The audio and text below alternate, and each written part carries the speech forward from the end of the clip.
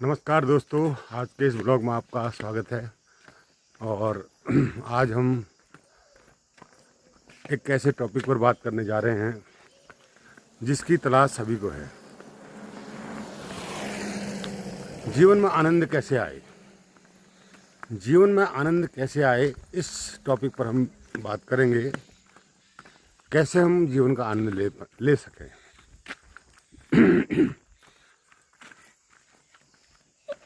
जिस प्रकार मनुष्य की प्रकृति अलग अलग होती है, मनुष्य जो है प्राकृतिक रूप से अलग अलग होता है और उसका रस भी अलग अलग चीज़ों में होता है। लेकिन आपका रस चाहे किसी भी चीज़ में हो, लेकिन जो आनंद की अनुभूति है वो एक सी होती है।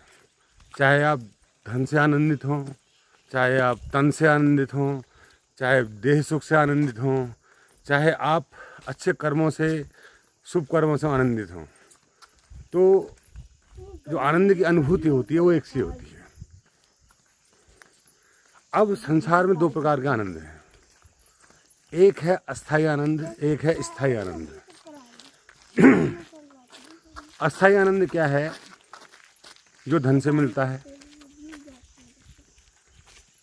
जो कार में बैठने से मिलता है, जो अच्छा घर बनने से मिलता है, जो अच्छा खाना खाने से मिलता है और जो काम से मिलता है। ये सारे आनंद क्या है? अस्थायी आनंद है। और एक है स्थायी आनंद, जो मिलता है प्रेम से, ज्ञान से, ध्यान से, होश में जीने से और स्वयं को जानने से। सारे रहस्यों के उद्घाटन से जो आनंद मिलता है वो स्थायी होता है। एक बार आपकी मानसिक स्थिति ऐसी हो जाए कि आप संसार के सत्य को जान लें कि संसार में क्या स्थायी सुख है, क्या अस्थायी सुख है, तो आपको जो आनंद मिलेगा वो स्थायी आनंद होगा। अब रास्ते दो हैं, एक रास्ता संसार की तरफ जाता है और एक रास्ता भीतर की तरफ जाता है, हमारे भीतर की तरफ जाता है। तो इन दो रास्तों में से जो अधिकतर लोग चुनते हैं वो बाहर का रास्ता चुनते हैं और बहुत कम लोग हैं जो भीतर का रास्ता चुनते हैं। अब भीतर कहते ही एक सामान्य आदमी के दिमाग में आता है कि भीतर क्या है। भीतर भौतिक देह के अलावा आपका मन है, और मन के भी भीतर क्या है? आपकी चेतना है। उसके भीतर क्या है? शून्यता। अगर हम वहाँ तक पहुँच जाएं तो हम परम आनंदित हो सकते हैं। अब इसकी शुरुआत कैसे करें? सबसे बड़ी समस्या ये है कि इसकी शुरुआत कैसे करें, कैसे हम इस बात को समझें और जानें। चलिए शुरुआत कैसे करें इसके बारे में हम चर्चा करते हैं। थोड़ा सा यहाँ के प्राकृतिक दृश्य का अवलोकन भी आपको करवाते हैं। यहाँ का जो प्राकृतिक दृश्य है काफ़ी सुंदर है, बहुत ही सुंदर बनी यहाँ पर। इसका भी एक आनंद है अपना।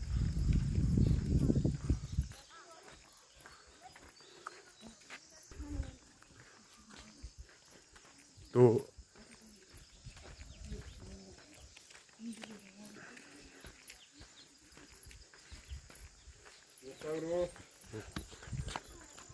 पापा अभी नाक बैठी है, हैं? क्या नाक बैठी है? नहीं तो आपकी आवाज अलग लग रही है। लगने दो। तो जीवन में हम ऐसा क्या करें कि हम उस परमानंद को प्राप्त हो जाएं। इसके लिए सबसे पहले जो मैंने अपने जीवन में किया, मेरे जीवन में बचपन से ही खोज थी। मैं देखता था मुझे धन में वो आनंद नहीं मिलता था, मुझे अच्छे घर में वो आनंद नहीं मिलता था, मुझे अच्छी कार में आनंद नहीं मिलता था। मैं सोचता था कि ये क्या है, थोड़ी देर अच्छा लगता है, उसके बाद फिर यूज टू हो जाता है आदमी इन चीज़ों का।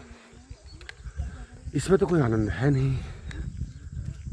और दूसरा फिर मेरे मन में एक जिज्ञासा थी आत्मा के बारे में, कि आत्मा होती है या नहीं होती है। अब इसके लिए मेरे पास एक ही साधन था कि मैं किसी हॉन्टेड प्लेस को विजिट करूं और वहां जाकर देखूं कि आत्मा का अस्तित्व है या नहीं। और मैंने वो किया सन 2001 में। और जब मैंने वहाँ पर विजिट किया हॉन्टेड प्लेस को, तो वहाँ पर मुझे आत्माओं का अस्तित्व दिखाई दिया, महसूस हुआ, प्रत्यक्ष मैंने इसको देखा। तो तब से एक बात कंफर्म हो गई कि हम सबकी आत्मा होती है। कंफर्म 100% कंफर्म होगी कि आत्मा होती है, और मरने के बाद भी वो इसी रूप में, जैसा रूप अभी है मेरा, इस रूप में भी मौजूद होती है, हवा के रूप में भी मौजूद होती है, सशरीर भी मौजूद होती है, अशरीर भी रहती है। उसके बाद बहुत शक्तियाँ होती हैं। तो एक बात क्लियर हो गई। तो वहाँ से मेरी आनंद की शुरुआत हुई। तो मुझे ऐसा लगा कि मौत जैसी कोई चीज़ है नहीं। तो सबसे पहले ये जानना जरूरी है कि क्या आपकी मौत होगी, आपका जीवन स्थायी है या अस्थायी है। तो पहले इस सूत्र को जान लिया मैंने। अब इस बात को आप कैसे जान सकते हो? क्या आप भी किसी हॉन्टेड प्लेस में जाओगे ये कंफर्म करने के लिए कि आत्मा होती है या नहीं होती है? मैं तो सलाह दूंगा, अगर आप गहरा ध्यान नहीं कर पाते हैं, अपने शरीर को अपनी आत्मा से अलग नहीं देख पाते हैं, तो आपको किसी हॉन्टेड प्लेस में जाना ही चाहिए ये कंफर्म करने के लिए कि आत्मा होती है। अगर दूसरे की आत्मा आप महसूस कर पाए तो ये वो नियम तो सभी के लिए बराबर होगा, तो आपकी भी आत्मा होगी। तो इससे आपके मन से एक मौत का भय चला जाएगा, और शरीर का जो आकर्षण है, देह का जो आकर्षण है, वो भी चला जाएगा। मैं कब जवान हूँ, कब बूढ़ा हूँ, कब कुरूप हूँ, कब अच्छा हूँ, ये सारी बातें आपके दिमाग से हट जाएंगी। आनंद लेने का एक ही तरीका है कि अपने दिमाग को जितना आप खाली रख सकें, जितना पोर्शन आप खाली रखेंगे, आप उतना आनंदित होंगे। जितना दिमाग आपका भरा हुआ रहेगा, उतने आप बेचैन होंगे, और उतने ही आप जो है सुखी नहीं होंगे। तो इसीलिए जो जो बातें ज्ञान की हैं वो आपके दिमाग में भर जानी चाहिए। वो क्या है? वो ज्ञान क्या है कि आपके अंदर जो कूड़ा बैठा हुआ है, जो संसार ने आपको दे दिया है, जो किताबों ने आपको दे दिया है, वो हट जाता है। जैसे कोई एक सामान्य आदमी पूजा पाठ करता है, भगवान को मानता है, अब उसको भरोसा नहीं है, अंदर से किसी को भरोसा नहीं है कि भगवान होता है। मतलब मानता जरूर है, पर एक 100% जो कहते हैं सॉलिड भरोसा, आत्मविश्वास, वो नहीं है। सब मानते हैं तो मैं भी मानता हूँ। तो वो क्या है, कचरा पैदा करता है हमारे दिमाग में। वो जो कंसेप्ट है उससे एक अवसाद पैदा होता है दिमाग में। इसीलिए जो भी आप तथ्य को माने, उसको जान लें, जान के उसको सॉलिड कर लें, तभी आप उसको माने। चलिए, अब आपने विजिट कर लिया, और आपने, अगर आपको विजिट करने में कुछ नहीं दिखाई देता है तो उससे घबराएं ना, आप मेरे पास आएँ, मैं आपको दिखा दूंगा जहाँ पर आपको 100% वो चीज़ दिखाई पड़ेगी। चलिए, अब आपने आत्मा के कंसेप्ट को जान लिया, आपने अपनी अमरता के कंसेप्ट को जान लिया। अब बचा क्या?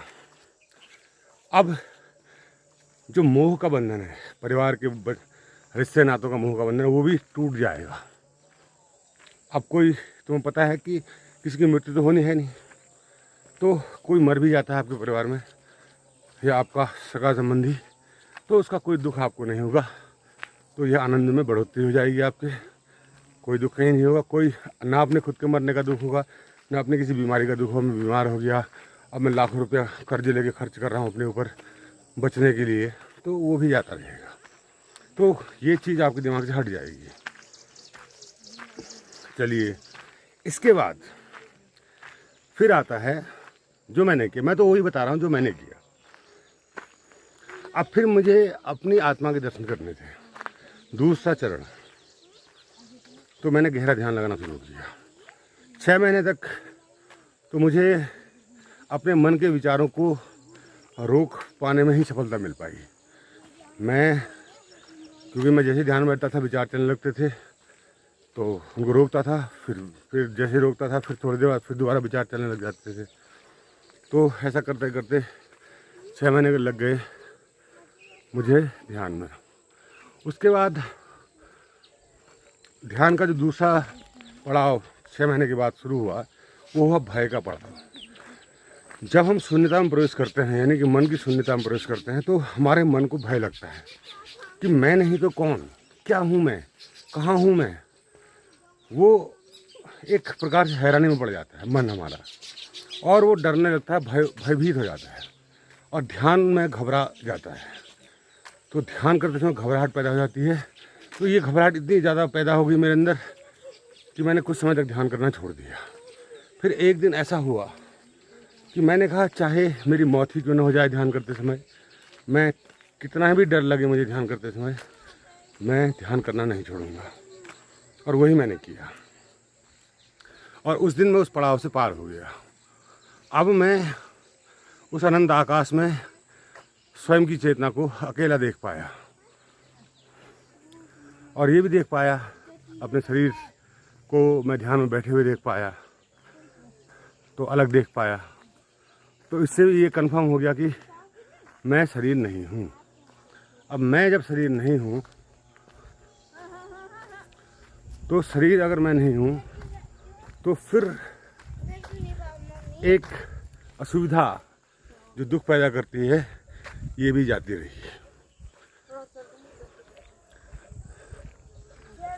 तुम शरीर नहीं हो। अब ध्यान आपके जीवन में कैसे आ गया?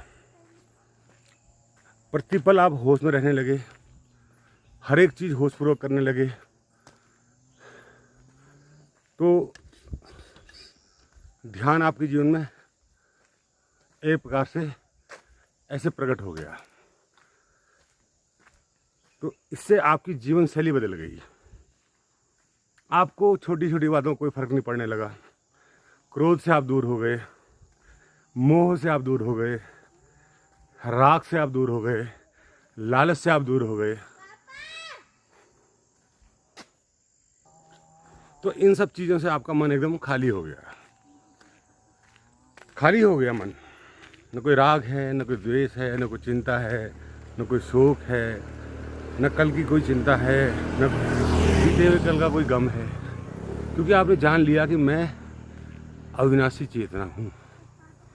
इन दोनों क्रम को करने के बाद तो ये जान लिया आपने मैं अविनाशी चेतना हूँ, तो फिर आपको कोई दिक्कत होने वाली नहीं है। फिर आपका जीवन आनंद से भरना तय है।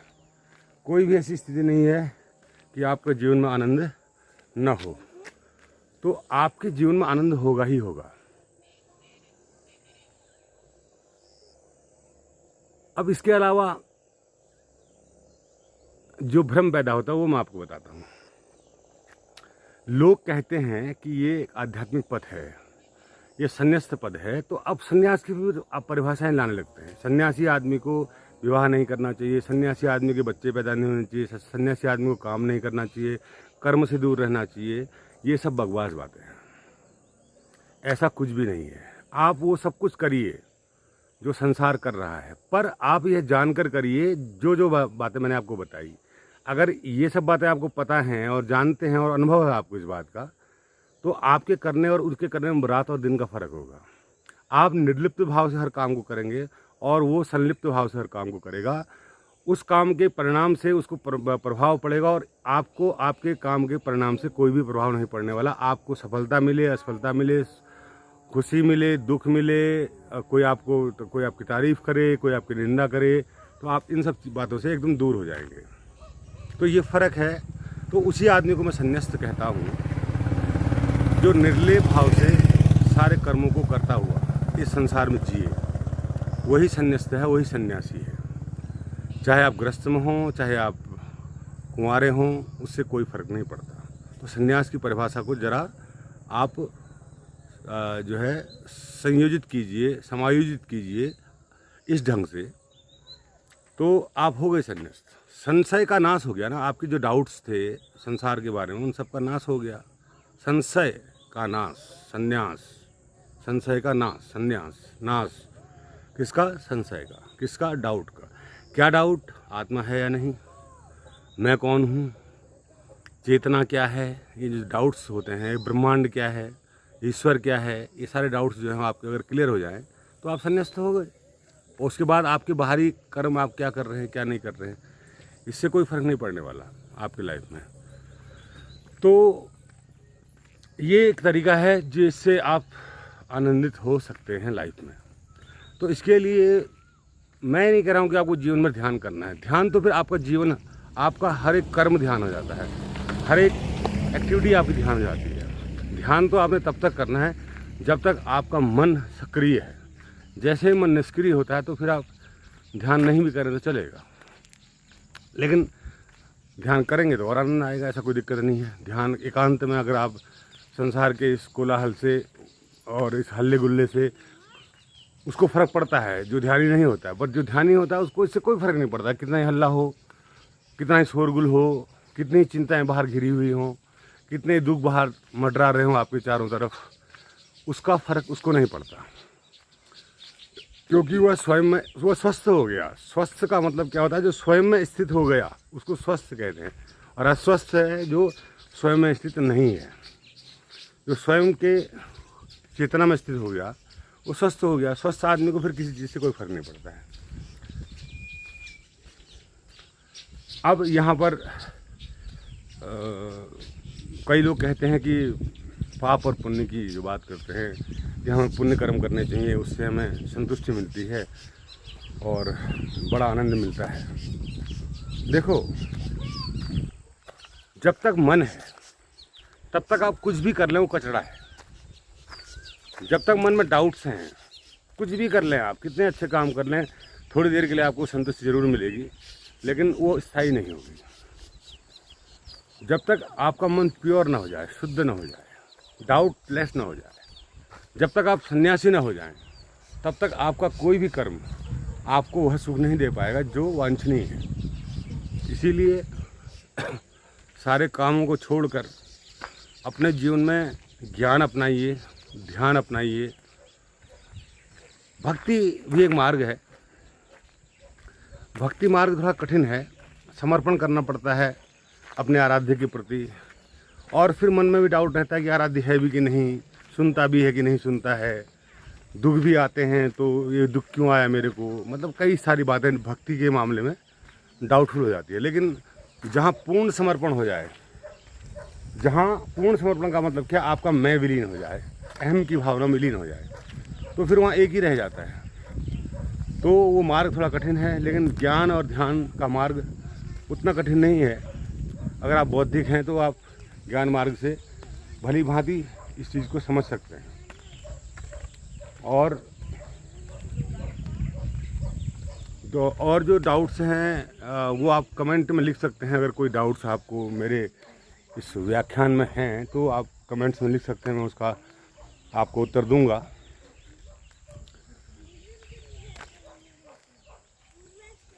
इस संसार में बड़ी अराजकता है। वो कारण क्या है अराजकता का? अनुभव का ना होना, गुरु का ना होना, सही गुरु का आपको न मिलना। अब लोग मुझसे पूछते हैं आपके गुरु कौन है? मैंने कहा मेरा गुरु ज्ञान है, मेरा गुरु ध्यान है।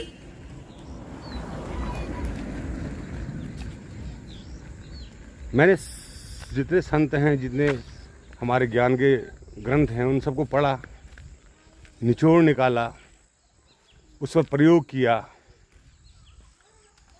तो मुझे समझ में आ गई बातें।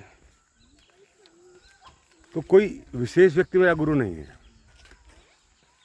और मैं प्रभावित रहा हूँ बहुत सारे लोगों से, जैसे कबीर हैं, सबसे ज़्यादा प्रभावित रहा हूँ मैं कबीर से। और कबीर के इस दोहे से कि जब मैं था तब हरि नहीं, अब हरि है मैं नहीं, सब अंधियारा मिट गया जब दीपक देखा माही। तो ये एक सूत्र है बहुत बड़ा। जब मैं था, मैं का भाव था मेरे अंदर, अहंकार था, मेरा होनापन मुझे महसूस होता, तब तक कोई हरि नहीं था। तो जब तक आपके अंदर मैं है तो आप किसी भगवान को मान भी रहे हैं तो झूठा मानना है। और जिस दिन आपका मैं ख़त्म हो गया तो उस दिन जो बचेगा वो हरि है। तो उसके बाद क्या है, आपका मैं ख़त्म तो फिर सब एक को हम शिव हम सब एक ही है। तो ये सूत्र है, पर इस सूत्र को मन समझता नहीं है इतनी जल्दी। उसको पहले ट्रेन करना पड़ता है इस बात के लिए, ध्यान के माध्यम से, अनुभव के माध्यम से, तभी वो इन बातों को समझता है और उसको विश्वास होता है इस बात का कि वाकई में सत्य है। तो मन को समझाना संभव है तब जब अनुभव हो। अब मन को तुम समझा लो लाख भगवान होता है तो डाउट तो करेगा ही, भगवान कैसे होता है, कहाँ होता है, किसको दिखा आज तक, क्या प्रूफ है भगवान होने का। और फिर तुम इतिहास के पन्नों को अगर पलटोगे तो डर के कारण भगवान की स्थापना हुई। मनुष्य आदि मानव था, डरता था, पुराना मनुष्य डरता था प्रकृति के प्रकोप से, प्रकृति के घटनाक्रमों से। तो उसने एक शक्ति की कल्पना की कि कोई भगवान है, तो तब से भगवान का कंसेप्ट आ गया। लेकिन फिर उपनिषद के ऋषियों ने क्या कहा, हम ब्रह्मास्मि, मैं ही ब्रह्म हूँ, मैं ही ब्रह्म हूँ, मेरे अलावा कोई और ब्रह्म नहीं है ना। तो जब अब ये आजकल फिजिक्स के क्वांटम फिजिक्स अगर आप जाएं तो वहाँ भी यही बात आती है कि सूचनाएं और ज्ञान कभी नष्ट नहीं होता, भाव कभी नष्ट नहीं होते, वो बने रहते हैं। और यही बात ऋषियों ने पहले की थी और यही बात विज्ञान आज कर रहा है, यही बात अनुभव में लोगों की आई। तो आप शरीर मात्र नहीं हैं, इस बात को निश्चित मानिए। तो शरीर के अलावा जो आप हैं उसको आप जानिए, यही आनंद का मार्ग है,